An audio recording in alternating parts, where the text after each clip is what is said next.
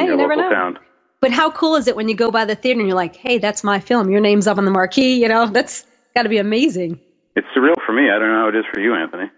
Yeah, absolutely. It was. You're right.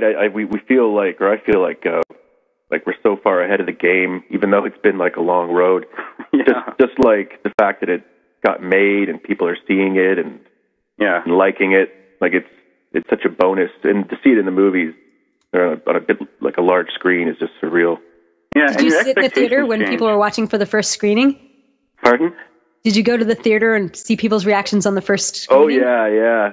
No, it was great. Like, it was amazing to see how people picked up like sort of the old thing. Like people were laughing when we were hoping they'd be laughing, and a bit, hear the gasps that you always hoped would be there. Like when you watched it 100 times while it was being edited and stuff like that. That's cool. And then you have to have merchandising, I guess, like cookbooks and wine bottles. Yeah, well, these guys came up with, I guess, like a beef jerky a product that my character's like endorsing. Anthony's organic jerky. Yeah, that's like a good idea. Organic jerky. And my character's, written a cookbook from prison. He's certainly happy to spread the word. Hey guys, hold that thought. We're actually going to go to our first break, believe it or not. When we come back, more with Chris Power and Anthony Alviano of the Long Pigs. We'll be right back. And now, back to your host, Dara Blaker. Hi, this is Dara Blaker of Dara on Radio, where regular people do really cool things. And I am talking to some very cool guys, Chris Power and Anthony Alviano of the Long Pigs, which, you know what, we should probably define what that is. I had one guy who I know, he was my sifu when I took Kung Fu up in New York, and he knew what the Long Pigs meant. So you want to tell our listeners about that? Sure. It's actually called just Long Pigs, but, you can call it the Long Pigs. Oh, my bad, sorry. It's okay, don't worry about it, but it's just called Long Pigs. And basically it's, long pig is the culinary term for the human corpse. So some people think it comes from the Polynesian region, other people think it comes from the Middle East.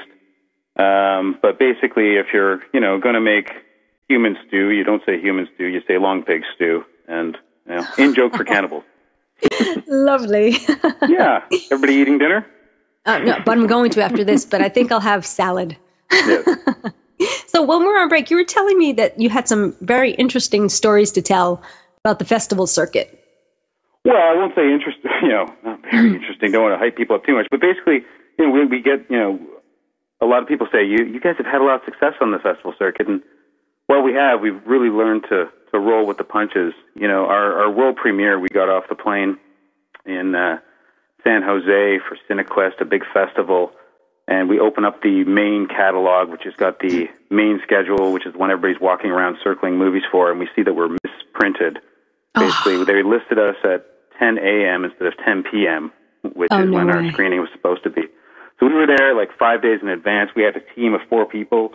We went to Kinko's. We printed up, postcards with, the correction, the PM underlined, and we all took different corners. We handed out 5,000 of these things.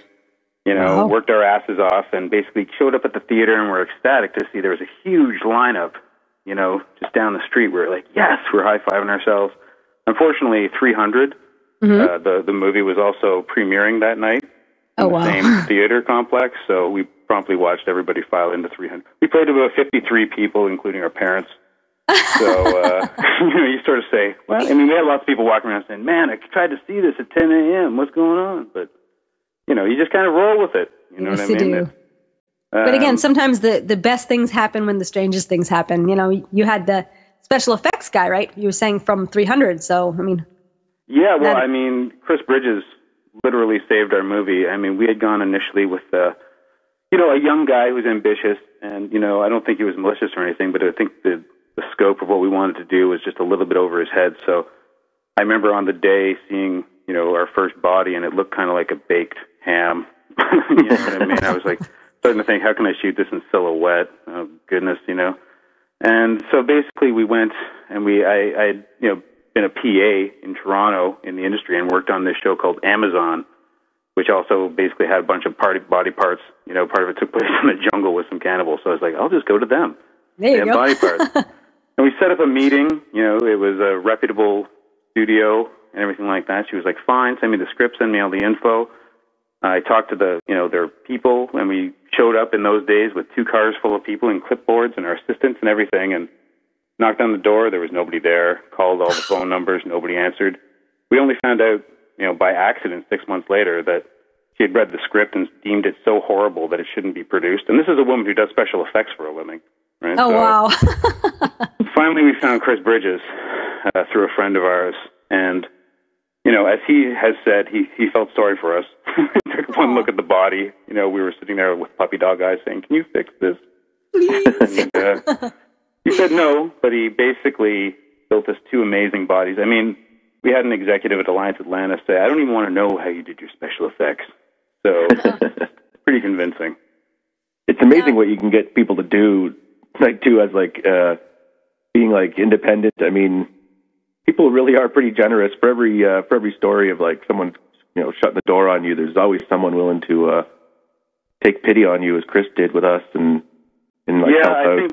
I think you got to be honest with people and not say. Yeah. I think one of the things that Chris said that he liked about us is that we didn't go in there trying to hustle him, saying, "Man, we've got 10 other projects, and we'll set you up. You'll get paid on the next one." We were just honest and just said, "Help us, please. We need help." Please. And you got the hands up with the eyes, right? Please. Oh, totally. Yeah. Now, it's too bad I didn't know this when it happened. I just happened to catch this the other night on TV. There's a baker in China or someplace, and he makes his bread look like body parts. Did you ever see that guy? No. I should have written it down. It was the freakiest thing I've ever seen. There was faces, hands, feet, and it looked like, it wasn't like live faces. It was like dead, bloody body part. And it was bread. And he would sell to 100 and 150 people a day would buy this body part bread. Well, I guess people are looking for a novelty. There's definitely a fascination with it, I think. I mean, I don't know what sort of primal force is at work there, but you talk about cannibalism, and people definitely raise their eyebrows. For some reason, even on the internet, we've gotten some interesting reactions and people sending lots of articles about real cannibals. Oh no! Who are out there, it seems, and I guess it's just crazy. When you get on the internet for a while, you sort of start to shake your head. Sure, I bet. Now, here's a question for you: what made you decide to do the genre of horror? What brought you there? Well, Nathan and I had always loved horror, and initially, we were going to do a dramatic thriller with Anthony, a short that was going to be only 10 minutes long, but shot on 35 and was going to cost us $100,000. We basically had to switch gears when somebody wanted to actually invest with us, and we realized we had to make money. So we decided, high concept, low budget. And the thing about horror is there's, a very loyal fan base. We're only starting to go to these big festivals, these horror conventions and whatnot. And it's amazing. I mean, there'll be people, lined up in the Texas sun, around the block twice in full Chewbacca costumes and Ghostbusters and vampire, you know what I mean? Sure. Werewolf outfits, just sweating to death, but they're dedicated. They're not taking it off. You know what I mean? So, we're glad we went with horror just because it actually, for distribution like this where, quite frankly, the first question from most distributors was, who's in it? No offense, Anthony, but that's taken. We didn't get a lot of bites from Harvey Weinstein. I actually wanted to ask Anthony because I have Chris's whole resume here, but what other kinds of things have you been in? I mean, clearly this is a very unique character. Have you done other characters like this, or were they more, I guess, regular, vegetarian guys? This was pretty different. I mean, for one thing, we had a script, obviously, but Chris and Nathan really encouraged me to kind of go off script. And because it is, a mockumentary, tried to keep it very natural, and therefore, we didn't plan everything out to the nth degree the way you would if you were doing sort of a regular kind of drama. So, it was completely unique, and I loved it. It was it allowed me just to be like a, you know, bit of a diva, actually, like pretend that I was the star. Yeah, I mean, well, you've done the other roles where it's been, you know, less starring role and more the usual way that a film is shot, more like TV, where it's like, okay, let's go. We've got 3 takes. We've got to move on to the next scene. No, that's try right. to avoid any of that pressure, even though you know, also thrive under those conditions as well, I must say. Anyways, enough of the love fest. So what was the strangest thing that happened on set?